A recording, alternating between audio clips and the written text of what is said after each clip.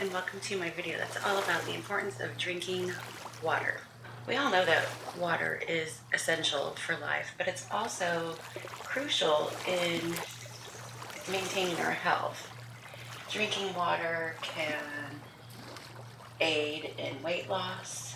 It can help you with healthy skin. It aids digestion. It's just so important. So we're going to talk about water today. I don't talk a lot about drinking water, mostly because it's a habit that I've worked on for a long time, and I pretty much have it figured out. Water is pretty much a solid habit.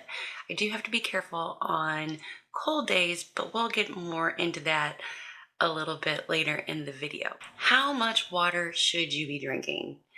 The general recommendation is to drink at least 8 glasses of water per day. So that's about 2 liters or a half a gallon. But then other recommendations are you should be drinking half your body weight in ounces in water. But this is going to vary, depending on your activity level, the climate you live in, the diet that you have. A good rule of thumb is to drink enough water so that your urine is either a pale yellow color or clear. Let's talk about some tips for getting in all that water. There's a lot of things out there that suggest, maybe, setting a reminder on your phone. That's one way to trigger yourself to drink enough water. I myself like a time method, so I know by 9:30 a.m. I should have drank 20 ounces of water, and then by noon I know I should have drank so much more, and then by 2:30, and then by 5, and then by bedtime. I just track it kind of like that way. And then I also wake up every single day. As soon as I wake up, the first thing that I do is I grab a tall glass of water, drink it down. I'm good to start my day. So drinking a gallon of water after, years, months of practice, I've gotten really, really good at. But there were some pitfalls that I learned along the way. So when it comes to drinking water, I want you to be curious about it, and I want you to kind of experiment. So something that I learned was I don't like drinking water through a straw. On the days that I would try and drink my water through a straw, I would drink far less water than days that I was not drinking through a straw. So it just taught me that I do better if I don't drink through a straw. Let me know in the comments below, are you a straw person or are you a no straw person? Because that's one of the key things that you need to know in order to drink your water. Is the having a straw or not having a straw doesn't make a difference in drinking your water. The next thing that I learned about myself about drinking water was I like my water to be at room temperature. So when I first started drinking water, I went to the ice water because everybody drinks ice water. There's so many people out there that love to, chew on ice, or they like it really, really cold. They like their glass all sweaty. I don't like any of that. And what I noticed was whenever I had ice cold water, that water would just sit. It would just sit and wait until it was room temperature, and then I would drink the water. So I just learned over time and practice and experimentation that I like my water at room temperature. It makes it easier for me to drink, and it makes it easier for me to hit my goal. Another thing that I learned with trying to drink all this water is that on cold days, I'm more hesitant to drink water. So on those days, I like to drink more tea, more hot beverages. I like just, some hot water with lemon in it even is a good alternative to help me get my water in versus my boring room temperature water. Another thing that I learned through habit tracking. So for a long time, I used a habit tracker to track my water intake. And what I learned through journaling and tracking and examining and doing a daily assessment, okay, why didn't I hit my water goal? I learned that on days that I had a diet soda at lunchtime, it was harder for me to reach my water intake goal for the day. So I just decided to eliminate lunchtime soda. I'll have a soda at nighttime after I have drank all my water for the day. Small little changes, but by journaling about it, by doing an assessment, by figuring it out, by being curious, experimenting, I was able to find ways to help me hit my goal. Now, I'm very lucky in that I live in a place where I love the taste of the water right out of the tap.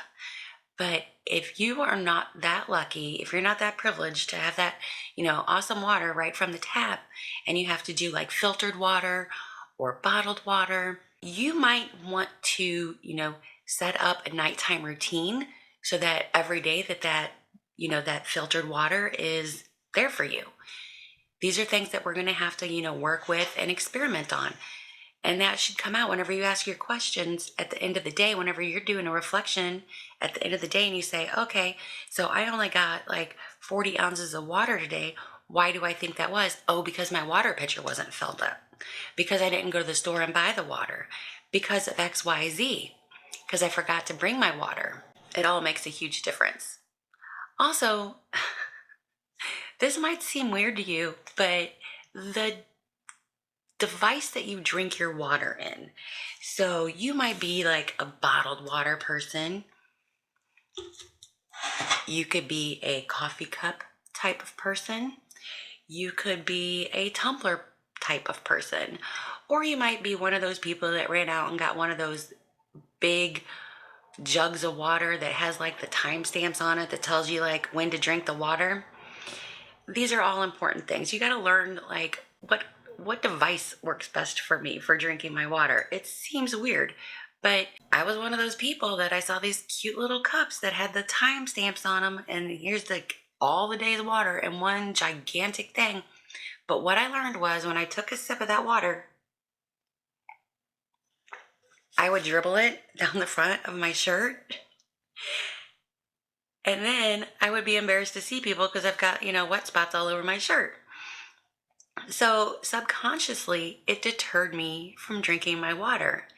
It wasn't that I didn't like the water. It wasn't that the water temperature wasn't right. It wasn't that the water was gross. It was that I didn't want to drink my water because I didn't want to be embarrassed that I didn't know how to drink from a big ass cup. The container that you put your water in is important as well. So there's so many things to think about in order to hit your goal. And just because you're not hitting it one day, you got to ask yourself the questions. Why do I think I didn't drink my water today? Be curious about it. Think about what are some ways that I think I can overcome this, and then try and implement them. It's a process. Also, I see people who get really discouraged because they want to start drinking more water, but they go for the gallon a day. How about we start with something small? If you're drinking 0 water, that's a huge jump. How about you just concentrate on, let's get 32 ounces of water today. And once you're really good at getting 32 ounces of water, then you can increase it to 64 ounces. And once you get to 64 ounces, you can increase it again and just work your way up to a gallon. Doing a little bit is better than doing nothing at all. So at least you're making progress, and it's all about the progress.